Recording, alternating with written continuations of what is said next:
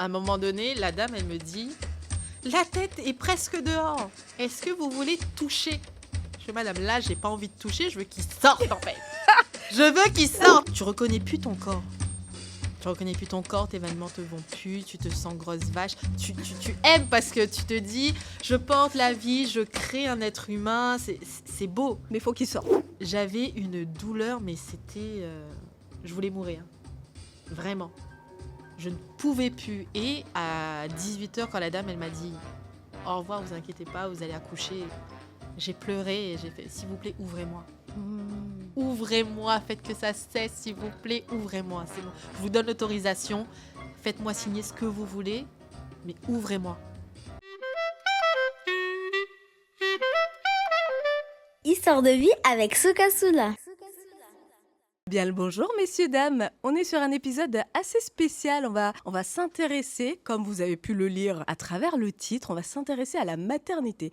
Mais pas comme on a l'habitude de l'entendre. C'est vrai que quand on est une femme et qu'on envisage un projet bébé, comme on dit, on a tendance à entendre pas mal de choses. Et cette dame qui est à côté de moi, Julie, c'est celle qui va nous donner envie de réfléchir à deux fois, j'ai envie de dire, Bah oui. avant de se lancer sur le projet. Bonjour Julie. Bonjour Soukaine. Bienvenue sur Histoire de vie.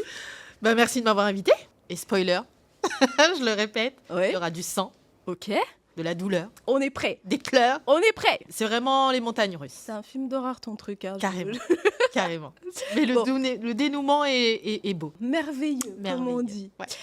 On va s'intéresser à ton histoire tout au long de cet épisode. Hein. On va s'intéresser surtout à ce qui se passe réellement quand on devient maman. Le process déjà, puis le après aussi qui est hyper important parce qu'il se passe des choses physiquement et mentalement. Mais là, on va surtout s'intéresser au physique parce que c'est vrai qu'on parle beaucoup de la santé mentale, dépression postpartum. On est assez sensibilisé, je trouve, là maintenant sur ces choses comparé à nos parents à l'époque. Mais là, aujourd'hui, c'est le physique qui va nous intéresser. Que se passe-t-il après l'accouchement? C'est vrai qu'il y a pas mal de mamans qui nous disent tu verras, c'est merveilleux. Ouais. Tu verras quand on te le pose sur toi, le pot à pot. C'est Oh mon Dieu, tu oublies tout. Julie, qu'est-ce que ces phrases t'évoquent? Est-ce qu'on oublie réellement tout? On n'oublie pas tout. Réellement, c'est pas le plus beau jour de ta vie. Donc Vraiment. déjà là, L'accouchement, c'est pas le plus beau jour de tu ta vie. brises un mythe. Sauf si tu es en temps de guerre et que tu te fais violer tous les jours, etc. Peut-être que c'est le plus beau jour de ta vie, mais dans ma vie à moi, en tout cas, il y a plus beau. Sachant que toi, t'es Y a maman plus beau. 2 fois. Ah oui. Donc tu as vécu 2 fois Ouais. cette expérience. C'est 2 grossesses complètement différentes. Oui. Parce que la première, franchement, ça s'est super bien passé. Le seul souci, entre guillemets, c'était vraiment que j'étais trop jeune. Donc, je ne l'ai pas vécu comme j'aurais aimé le vivre. Mais à 9 mois, je sautais encore. J'étais au taquet, quoi. Il y avait pas, je pouvais danser, sauter, voilà. Pour cette deuxième grossesse, j'ai eu des douleurs très, très tôt. À 3 mois de grossesse, je ne pouvais plus forcément marcher. Waouh. Je pouvais plus me tourner dans le lit, c'était compliqué. Bah, c'est vrai que à 3 mois de grossesse, de ce que je sais, parce que moi je ne suis pas encore maman, de ce que je sais, on parle plus de nausées, on parle plus de Ouais. vomissements, on parle plus de fatigue intense. Ouais, Et là, pour le coup, tu n'arrivais pas du tout à bouger, alors que ouais. pour le Et coup, j'avais à tout 3 ça mois, en plus. l'aventure démarre à peine. C'est ça. Donc j'avais effectivement les problèmes de nausées, pas vomissements. C'est déjà pas mal, mais j'avais les nausées, mais c'est vraiment ça qui m'a choquée en fait, c'est que le ventre a explosé dès le début et j'avais de très grosses douleurs. Demande chez le médecin, demande chez le sage-femme, demande à qui tu veux et on te dit c'est normal, tu es enceinte et que ton corps change parce que mon premier a 12 ans aujourd'hui.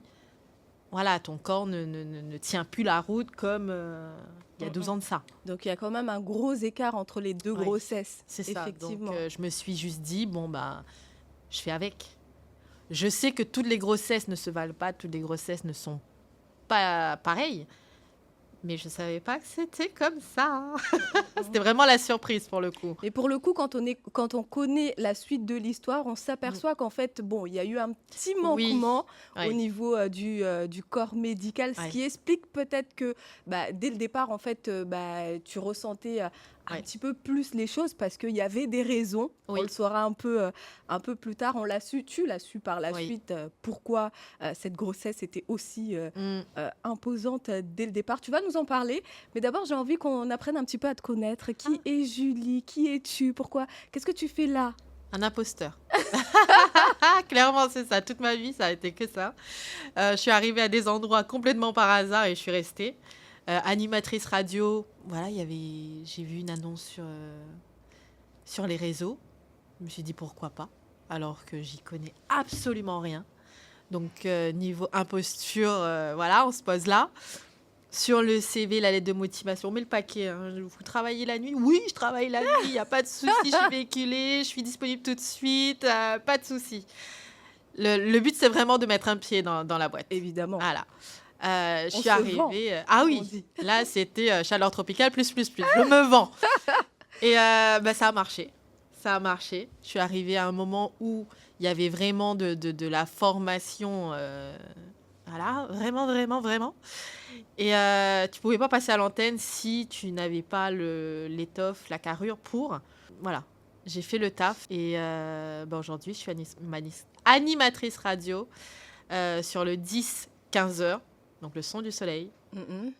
J'ai mon créneau officiel et voilà. Eh bien, très bien, vous l'aurez compris, si cette voix vous dit quelque chose, c'est simplement parce que vous l'avez certainement entendue en voiture ou à la maison, chez mémé, chez maman, chez Pépé, surtout parce que oui, Julie travaille, elle a cité chaleur tropicale, elle a cité le son du soleil, donc bon, pas besoin d'être un génie pour comprendre qu'elle travaille sur la radio la plus écoutée de l'île. Bon, ce qui nous intéresse aujourd'hui, Julie, c'est les 9 mois de grossesse. Oui. Voilà, ça dure 9 mois, tout ça, on le sait. Mais là, aujourd'hui, on va s'intéresser à l'étape finale, l'étape la plus gore. Tu nous as parlé de sang tout à l'heure. on veut tout de suite de l'intensité. Alors du coup, Ok. ouais. Donc, cet accouchement, quel souvenir est-ce que tu gardes de cet accouchement? Moi, ça m'intéresse Les souvenirs. particulièrement aujourd'hui. Alors du coup, j'avais le diabète gestat.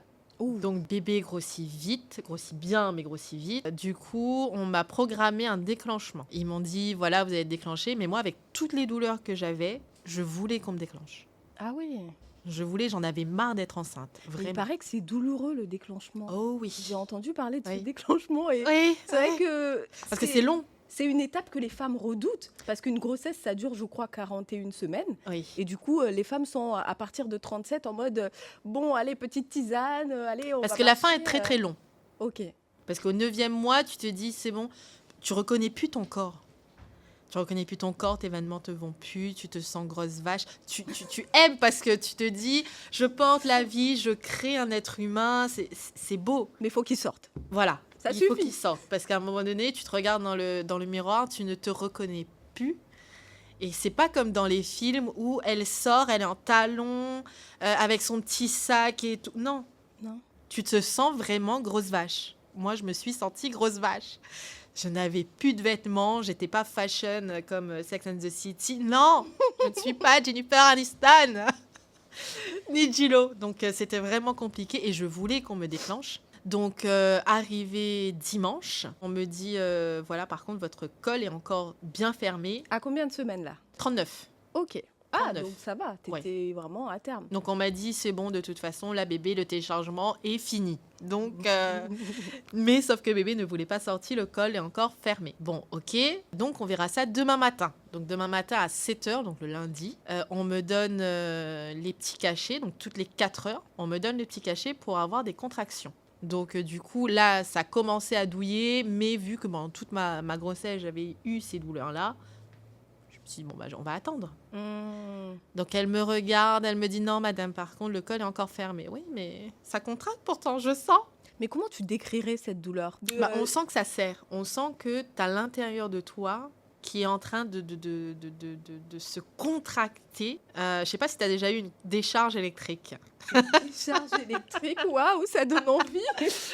Je te jure que tu as l'impression que ça se contracte et que, de toute façon, tu sens ton ventre qui est tout dur, mais c'est juste horrible. Je l'ai eu pendant toute la durée de ma grossesse, mais voilà, une fois, 2 fois par semaine. Oui, je pense que ce que tu as eu, ça s'appelle les contractions de Braxton. Si je Voilà. ne dis pas de bêtises, oui. Voilà. C'est le ventre qui se durcit, Voilà. tendu, et c'est inconfortable. Oui. Mais tant que c'est pas intense, Voilà, c'était pas intense. ok.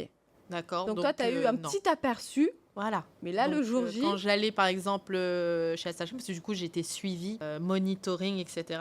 Et du coup, on le voyait, ça montait quoi, 10, voire 20 grand max. Alors que le jour de l'accouchement, c'était quand même jusqu'à 130, quoi. Donc, rien à voir. Donc, je sentais, mais c'était juste désagréable. ok. Donc jour 2, Ça commence à faire long.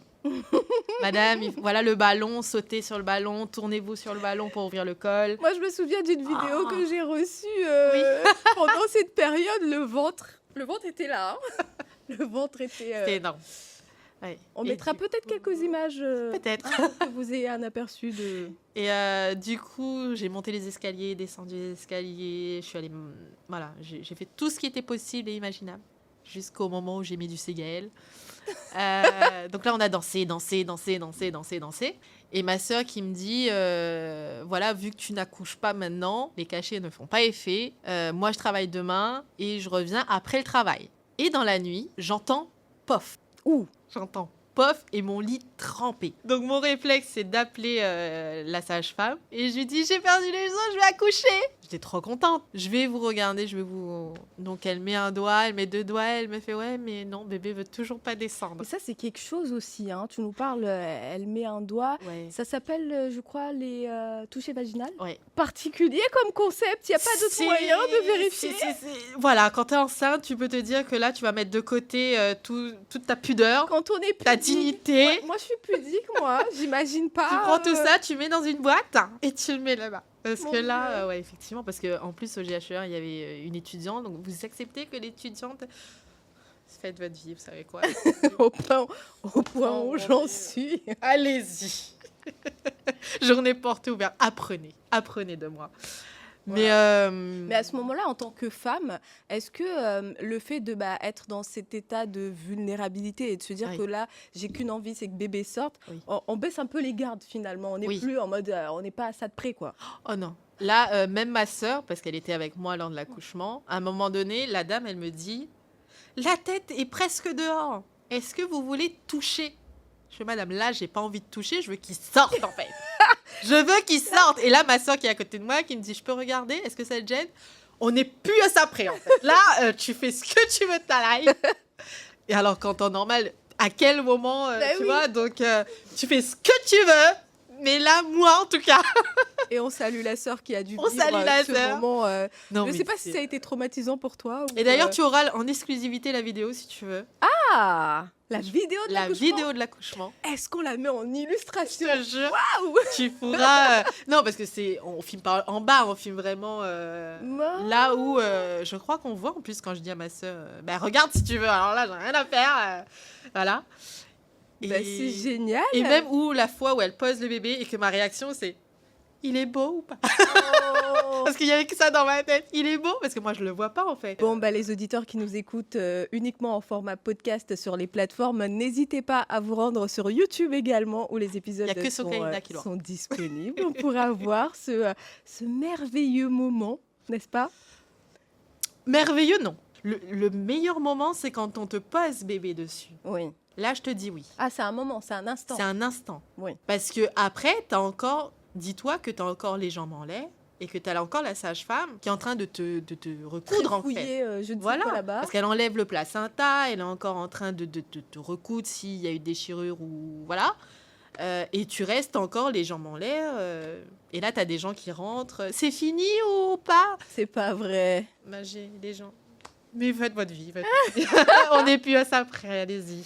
Je reviens juste sur le récit d'accouchement. Parce que là, Ouais. tu nous as Oui. spoilé. Et à Travail. quel moment le travail s'est enclenché, justement? Alors, le lendemain, du coup, on arrive en salle d'accouchement et ils me disent, du coup, les cachets ont fait effet, vous avez perdu les os, mais on va vous donner un produit par la perfusion. mais c'est normal. Mais justement, Ok. pendant toutes ces heures-là, parce que tu as passé quand même 2 2 jours. jours, 2 jours, c'est 24 heures, non, 2 48. jours, c'est 48 heures, tu continues à avoir Ah oui. des contractions. Donc Ah la oui. douleur Elle est présente. Est-ce qu'on fait le choix d'une péridurale ou pas à ce moment-là, ou c'est supportable? En fait, le choix de la péridurale, tu le fais avant. Je crois que c'est au 8e mois. On te donne rendez-vous à la maternité et tu décides que oui ou non. Tu C'est vois? un peu tôt pour faire ce choix qui est... Bah non, que parce que finalement, tu sachant- décides de le faire soi-disant sans douleur. Oui, mais à 8 mois. Prenons l'exemple d'une jeune maman, d'une Mhm. future maman qui n'a jamais connu. Toi, tu as déjà eu l'expérience. Supposons moi, je tombe enceinte. Oui. Je fais le choix de ah non, j'ai envie de tester Je suis sans péridurale. Tu vois, je ne sais pas à quoi m'attendre. Oui. Je ne sais pas à quel point cette douleur peut être Oui. atroce. Et à 8 mois, je prends la décision. Le jour J, je m'aperçois que bon, au bout de 2 heures, ça y est, je suis en PLS. Comment est-ce que. Ah non, parce qu'après, jusqu'à la dernière minute, tu peux choisir oui D'accord. et à la dernière minute dire finalement non, je ne veux pas. Ok. Tu as le choix. Et là, on me dit, arrivé dans la salle, toucher vaginale, vous êtes, je crois, à 4. Et elle me dit, à 4 cm, on va mettre la péridurale et ensuite, on va vous donner le médicament, là, justement, pour avoir les contractions. C'est génial. Là, je ne sens plus les contractions. La vie est belle. Mais je vois sur le monito que ça, moi, je fais, oh, je ne sens pas. Les contractions sont là. Dis donc, c'est particulier. C'est ça. Mais passé 1 heure, je vois que j'ai des douleurs dans le ventre. J'appuie sur le bouton pour donner une deuxième dose pour faire calmer cette douleur et je vois que ça ne marche pas. J'appelle l'anesthésiste, je lui dis mais votre truc ne marche plus en fait. J'ai tout le bas qui est endormi, je ne sens plus le bas mais je sens les contractions. Oui. Donc il essaye de bidouiller je ne sais quoi mais rien ne fonctionne. Je fais, vous savez quoi, de toute façon, je pense que je vais accoucher là. Mais du coup, j'avais de très très grosses douleurs. Là, ça plaisantait plus. J'avais une douleur, mais c'était... je voulais mourir. Vraiment. Waouh. Parce que c'était... Je ne pouvais plus. Respirer me faisait mal. Et là, c'était douleur fois 1000. Waouh. Je ne pouvais plus. Et à 18h, quand la dame, elle m'a dit « Au revoir, vous inquiétez pas, vous allez accoucher », j'ai pleuré et j'ai fait « S'il vous plaît, ouvrez-moi. Ouvrez-moi, faites que ça cesse, s'il vous plaît, ouvrez-moi. C'est bon. Je vous donne l'autorisation. Faites-moi signer ce que vous voulez, mais ouvrez-moi. » Non, vous allez accoucher par voix basse. Je ne veux pas accoucher par voix basse. Là, je ne veux plus, je ne peux plus. Ça fait 3 jours que je douille. Là, il faut m'ouvrir.